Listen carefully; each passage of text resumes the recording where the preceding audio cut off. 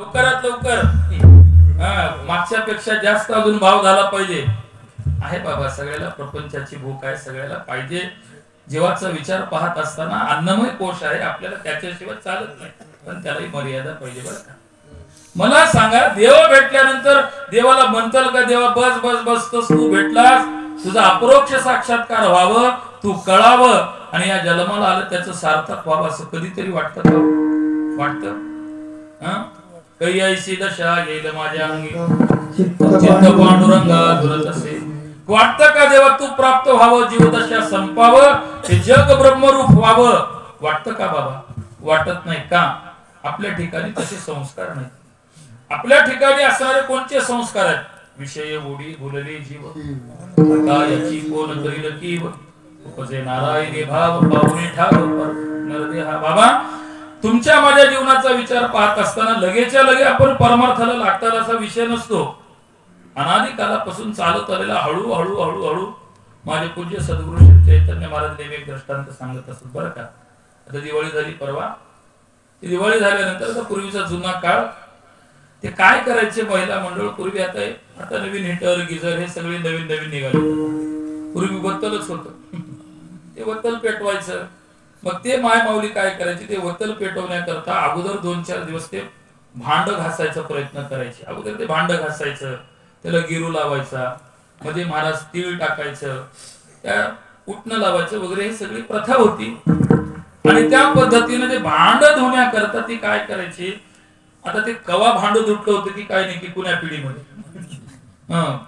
खाली लावून काळं भूस झालेलं ते भांड असतं. तिला काय दया येते की त्या भांड्याला पाहून त्याचे भाग्य उदयाला यावं लागतं, ते भांड धुतल्या जातात. अशी किती भांडी आहेत की अजून कुणाला दया आहे ना आपली.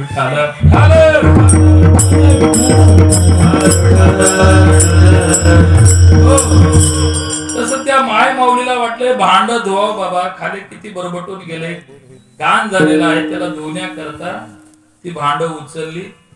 आता काढल्याबरोबर महाराज कोणत्या सासूपासून ते भांड धुतले होते की नव्हते की तिलाही माहित नव्हतं.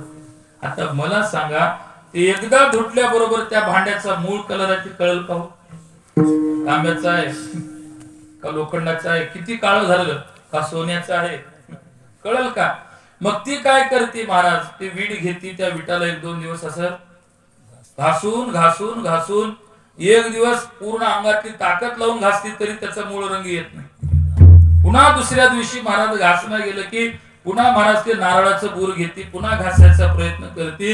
1-2 दिवसानं मग ते मूळ रूपावर येतं बरं का. तांब्याचा आहे का पितळाचा आहे, ते उगं फूट तर ओशट म्हणून दिसतं.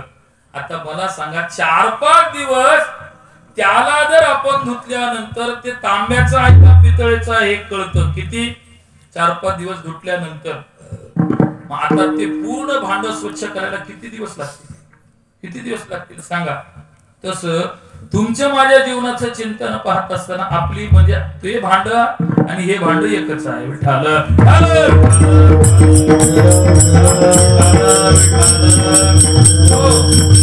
त्या भांड्याला जसं वारंवार घासलं जसं महाराज ते भांड स्वच्छ असतं, तसं याही भांड्याला वारंवार महाराज संत महात्म्याच्या शब्दाचा जर अंकित राहिला हे भांड स्वच्छ असतं. याला जर कायम जर धुत राहिला तरी भांड आपल्याला चांगलं स्वच्छ दिसतं. त्याचं अरे तुझं स्वरूप काय, मी वासुदेव तत्वता कळू येईल विचारिता. अरे तुझं स्वरूपच ते आहे, पण या स्वरूपाचं असणार महाराज काम क्रोध लोभ शून्य पाठी लागले ओढाळ कवना शरण जाऊ दृष्टी देईल निर्मळ. मग त्या अनुषंगानं कामक्रोधाधिक विकार आपल्या ठिकाणी लागल्यानंतर मग हे जे बुरा चढतो त्या भांड्याला, हे कामक्रोधाधिक विकाराचा त्या भांड्याला, तसं आपल्या भांड्याला कामक्रोधाधिक विकार चढतो. मग त्याला घासण्याकरता जसं घासणी घ्यावं लागतं, तसं महाराज या सुद्धा या भांड्याला घासण्याकरता विवेकासहित वैराग्याचे बळ धगधग वाळ अग्नी जैसे. मग याला सुद्धा वारंवार वारंवार वावरणार संत नामानं महाराज काय करावं लागतं, हे भांड स्वच्छ करण्याकरता भगवत तत्वाचा आश्रय घ्यावा लागतो, नामाचा आश्रय घ्यावा लागतं. त्यावेळेस हे भांड स्वच्छ होतं. सदा नाम घोष करू हरि का